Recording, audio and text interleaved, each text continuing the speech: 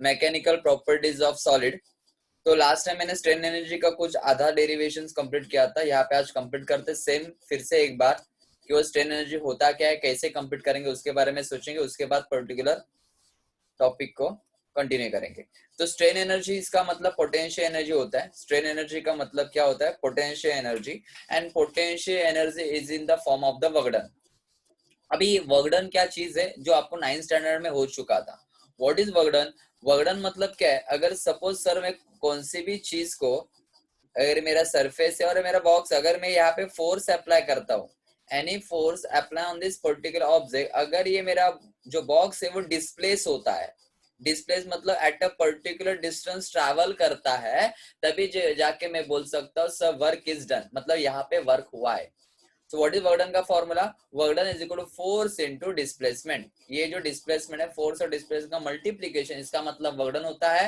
Work done nothing but one of the kind of the energy, that is nothing but potential energy. और यहाँ पे potential energy को ही क्या बोला गया है, स्ट्रेन एनर्जी। कौन सा एनर्जी बोला गया है बेटा, स्ट्रेन एनर्जी करके बोला गया है, स्ट्रेन एनर्जी।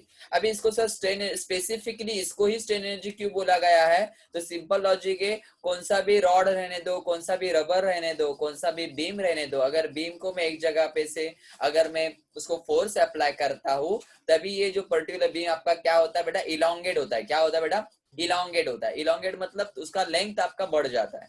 क्लियर है? तो सर वो तो यहाँ पे उसको कितना एनर्जी उसने गेन किया, ये बीम ने, ये रबर ने, और यू कैन से ये जो भी चीज है उसने कितना एनर्जी गेन किया टू इलोंगेट, मतलब इलोंगेट होने के लिए उसके पास कितना एनर्जी आया, that is nothing but your strain energy. और स्ट्रेन एनर्जी को पोटेंशियल एनर्जी बोलते हैं, और पोटेंशियल एनर्जी मतलब क्या होता है, वर्क डन।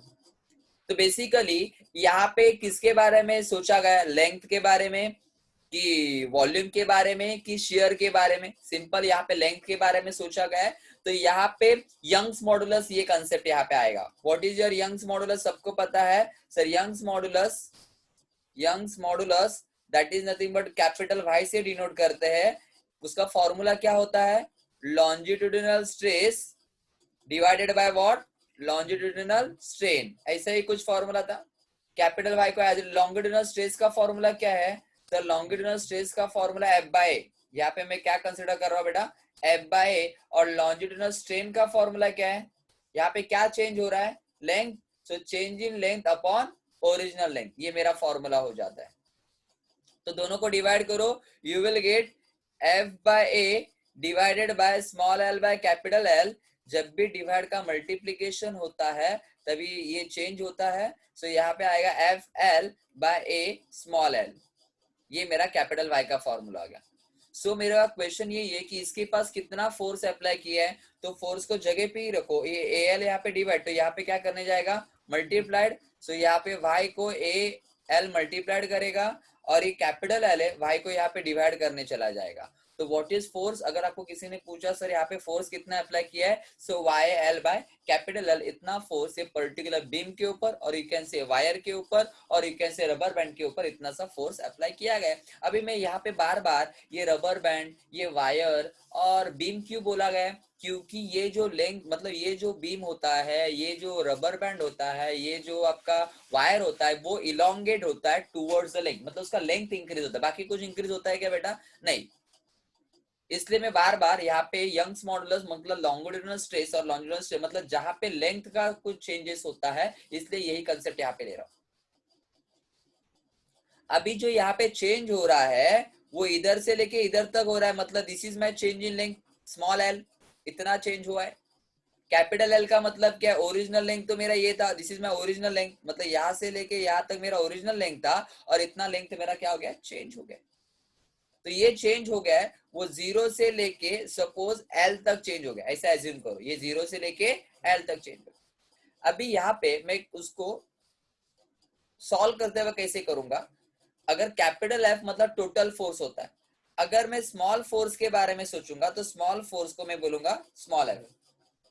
बड़ा फोर्स था तभी उसका डिस्प्लेसमेंट कितना हुआ, एल, मतलब उसका कितना इलोंगेशन हुआ, एल इतना इलोंगेशन हुआ, बड़ा फोर्स था तभी।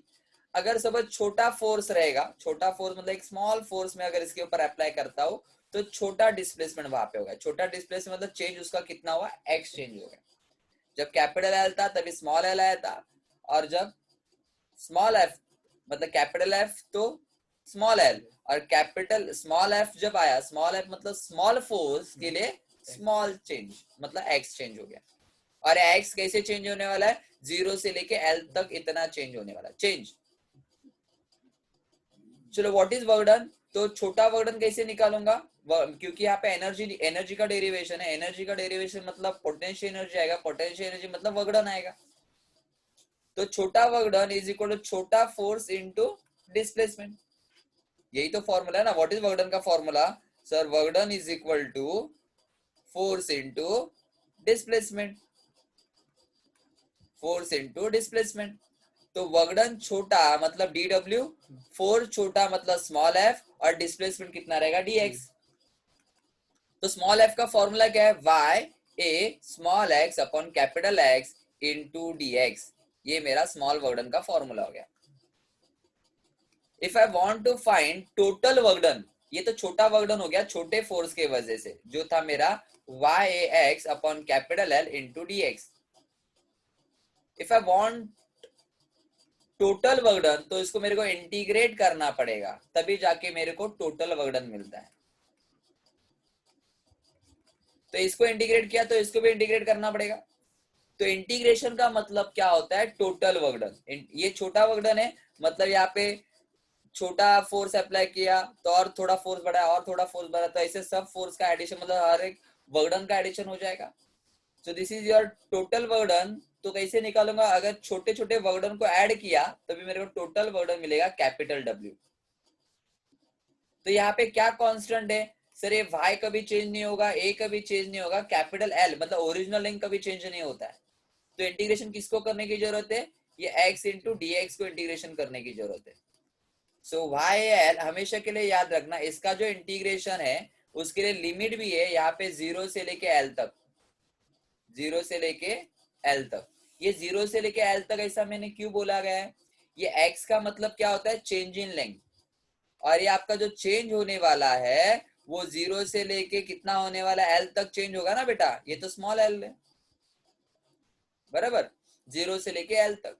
तो यहाँ पे x dx का इंटीग्रेशन आता है x स्क्वायर बाय 2, और ये जो लिमिट है यहाँ पे फिर से मैं लिखूंगा लोअर लिमिट और हायर लिमिट जैसे है वैसे 0 to L।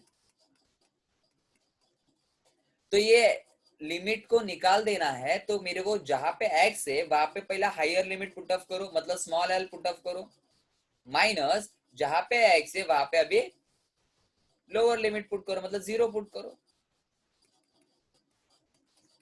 तो यहाँ पे L square by 2 as it is बचेगा, माइनस 0 हो जाएगा, है ना, ये तो 0 स्क्वायर बाय 2 तो 0 हो जाएगा। तो एल स्क्वायर बाय 2 माइनस 0 किया तो एल स्क्वायर बाय 2 ही आएगा। तो what is your final answer, Y L square by 2 और कैपिटल एल, ये मेरा कैपिटल वर्क डन का फॉर्मूला आ गया। So what is my capital work done का formula, Y L square by 2l, और this work done is in the form of what, potential energy भी बोल सकते हैं और स्ट्रेन एनर्जी भी बोल सकते हैं। स्ट्रेन एनर्जी को मैं एस डॉट ई लिखता हूँ, स्ट्रेन एनर्जी। तो what is the formula for the strain energy, Y A small L square by 2l, बराबर। अभी लॉन्जिट्यूडिनल स्ट्रेस का फॉर्मूला मैंने क्या बोला था, यहाँ पे स्ट्रेस का फॉर्मूला मैंने क्या बोला था, इसके लिए ये केस के लिए स्ट्रेस का फॉर्मूला क्या था, F by A, capital F by. चलो कैपिटल एफ का फॉर्मूला क्या था, इसको इक्वेशन नंबर 1 देते, कैपिटल एफ को Y L by small L, क्या है, Y L by small L. सो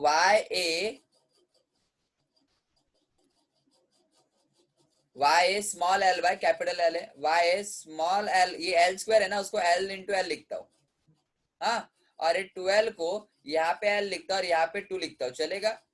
क्यों ऐसा किया मैंने, थोड़ा सा सेपरेट किया, बाकी कुछ नहीं, मल्टीप्लीकेशन ही है, क्योंकि Y L by small L का मतलब क्या होता है, फोर्स, क्या होता है, फोर्स। सेम देखो यहाँ पे आपके टेक्स्ट बुक में भी दिया रहेगा, देखो कैपिटल एफ, तो यहाँ पे स्मॉल एल था, जब स्मॉल एफ आया तभी यहाँ पे क्या आ गया, एक्स आ गया, same work done is equal to force into displacement, तो छोटा work done is equal to छोटा फोर्स इनटू छोटा डिस्प्लेसमेंट, वैल्यू पुट अप करो, इंटीग्रेट करो, you will get YL² by 12।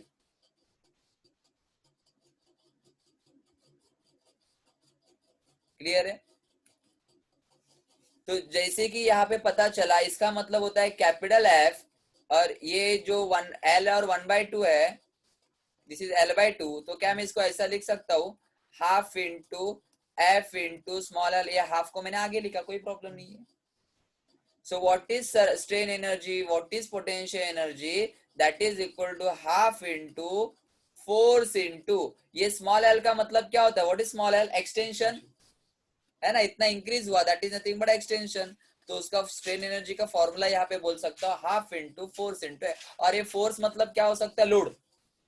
Force मतलब क्या हो सकता है, लोड, क्योंकि सपोज अगर आपका ऐसे कुछ वायर रहेगा, यहाँ पे लोड लगाया रहेगा 2 kg, तो दिस इज योर लोड ना, force in terms of load.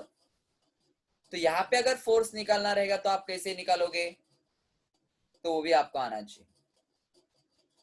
हाँ, so what is work done का formula, half into load into action. Load मतलब क्या होता है, फोर्स, लोड मतलब क्या होता है, फोर्स। ये आपको यहाँ पे पता होना चाहिए। तो इसके लिए यहाँ पे लिख सकता हूँ half into load into action, मतलब फोर्स को लोड करके भी बोल सकता हूँ। तो सरफेस एनर्जी का फॉर्मूला, ये वर्क डन का फॉर्मूला, ये पोटेंशियल एनर्जी का फॉर्मूला। अगर आपको किसी ने पूछा mechanical properties of the fluid में, अगर किसी ने लेंथ के बारे में पूछा, वायर के बारे में पूछा, बीम के बारे में पूछा, जहां पे सिर्फ लेंथ चेंज होता है, वहां पे वर्क डन, पोटेंशियल एनर्जी और स्ट्रेन एनर्जी क्या होता है, सेम होता है, that is half into load into extension. तो यहाँ पे फिलहाल के लिए मैं वर्क डन कंसिडर करता हूँ, work done is equal to half into F into small l।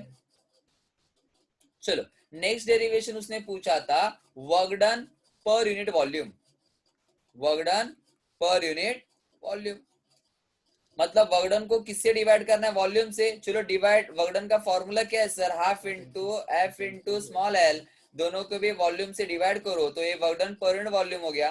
तो यहाँ पे भी मैं क्या करूंगा, वॉल्यूम से डिवाइड करूंगा, वॉल्यूम से क्या करूंगा, डिवाइड करूंगा। व्हाट इज वॉल्यूम का फॉर्मूला, सर वॉल्यूम का फॉर्मूला होता है area into length, capital A into capital L.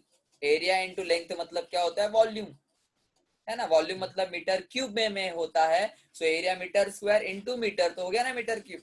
तो वॉल्यूम का फॉर्मूला क्या हो गया, area into capital L.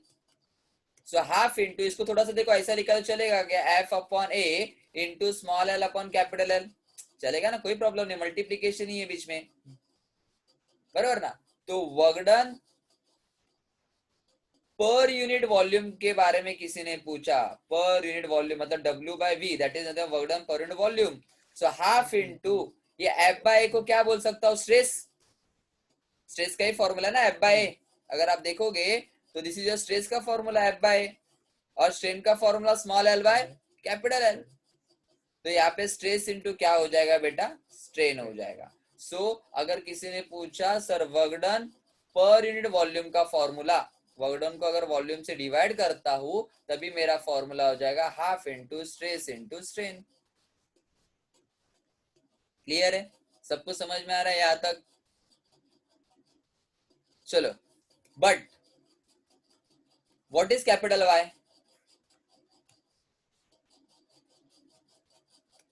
What is capital Y, मैं डायमेंशन के बारे में भी बताऊंगा, बिल्कुल भी टेंशन मत लेना, हर एक डायमेंशन के जो वर्क डन का डायमेंशन, क्योंकि वर्क डन सेम है, पोटेंशियल एनर्जी सेम है और स्ट्रेन एनर्जी भी सेम है, तो तीनों का डायमेंशन भी सेम ही रहेगा, क्योंकि तीनों भी एनर्जी है, वर्क डन भी one type of the energy is there.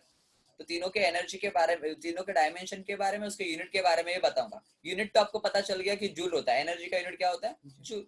मैं बताऊंगा उसके डायमेंशन के बारे में भी बताऊंगा। चलो लेकिन फिलहाल के थोड़ा डेरिवेशंस कंप्लीट कर लेते हैं। बट आपको पता है यंग्स मॉडुलस यहाँ पे इसमें यूज किया था, Young's modulus equal stress upon strain, ऐसा ही कुछ था ना, मतलब longitudinal stress upon longitudinal strain, यही था, longitudinal strain upon longitudinal strain. लेकिन यहाँ पे मैंने पूरा नहीं लिखा है लॉन्गिट्यूडिनल स्ट्रेस और लॉन्जिट्यूडिनल स्ट्रेन, ऐसा पूरा नहीं लिखा, सिर्फ मैंने स्ट्रेस और स्ट्रेन लिखा। आपको पता है यहाँ पे जो स्ट्रेस और स्ट्रेन रहेगा वो किसका रहेगा, लॉन्जिट्यूडिनल। तो व्हाट इज स्ट्रेस, ये स्ट्रेन यहाँ पे डिवाइड, तो यहाँ पे क्या करने जाएगा, मल्टीप्लाइड। तो स्ट्रेस का फॉर्मूला हो गया, स्ट्रेस का फॉर्मूला हो गया, क्या हो गया formula, y into strain, y into क्या हो गया, स्ट्रेन। चलो यहाँ पे पुट अप करो,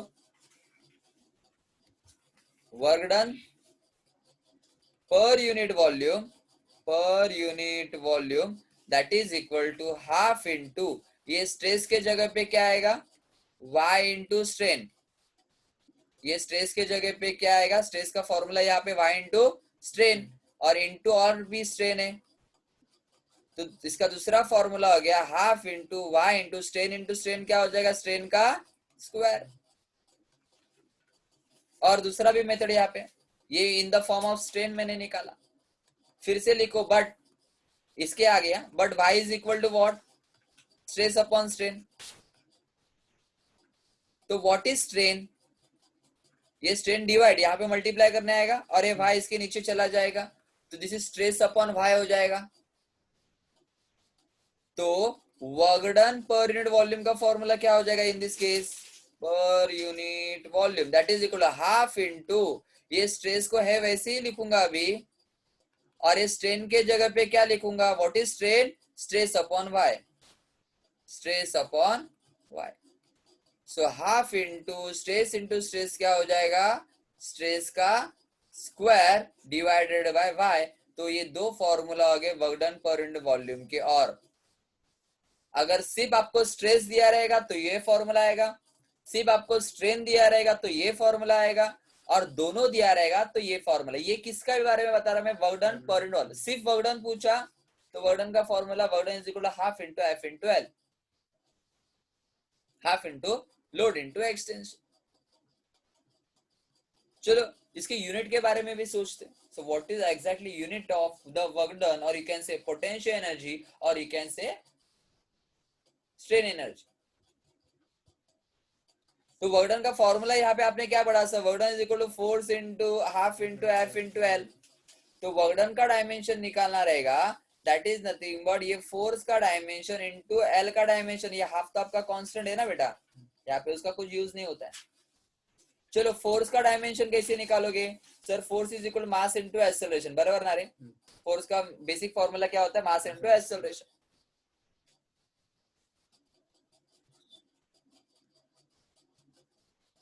बराबर ना। मास किस में मेजर करते हैं बेटा, केजी में। एक्सेलरेशन किस में मेजर करते हैं, मीटर पर सेकेंड स्क्वायर में। और लेंथ किस में मेजर करते हैं, मीटर में। तो इसका डायमेंशन क्या हो जाएगा सर, केजी मतलब एम के ऊपर 1 आएगा एलएमटी में, केजी मतलब मास, मीटर मतलब लेंथ, और सेकेंड स्क्वायर कहाँ पे, डिवाइड में है ना, वो ऊपर चला जाएगा तो टाइम के ऊपर -2 आएगा। So this is your dimension of your force, ये आपके फोर्स का डायमेंशन हो गया 1 -2। सेकेंड आपका इनटू क्या है, लेंथ, लेंथ मतलब l⁻1 आएगा। सिर्फ लेंथ का मतलब क्या आएगा, लेंथ मीटर में होता है l⁻1। तो यहाँ पे 1 + 1, if the base is same तो पावर का एडिशन होता है, लेकिन कौन से पावर का एडिशन होगा, ये लेंथ के पावर का एडिशन हो जाएगा। 1 + 1 कितना हो जाएगा, 2। यहाँ पे m⁻1, यहाँ पे t⁻²। So this is dimension of your work done, ये आप निकाल सकते हो यहाँ पे। डायमेंशन ऑफ वर्क डन, इस वर्क डन पर यूनिट वॉल्यूम का नहीं है, ये पर यूनिट वॉल्यूम के बारे में नहीं बता रहा। पर यूनिट वॉल्यूम के लिए तो ये फॉर्मूला, ये फॉर्मूला, ये फॉर्मूला है, और ये फॉर्मूला है F/L/L।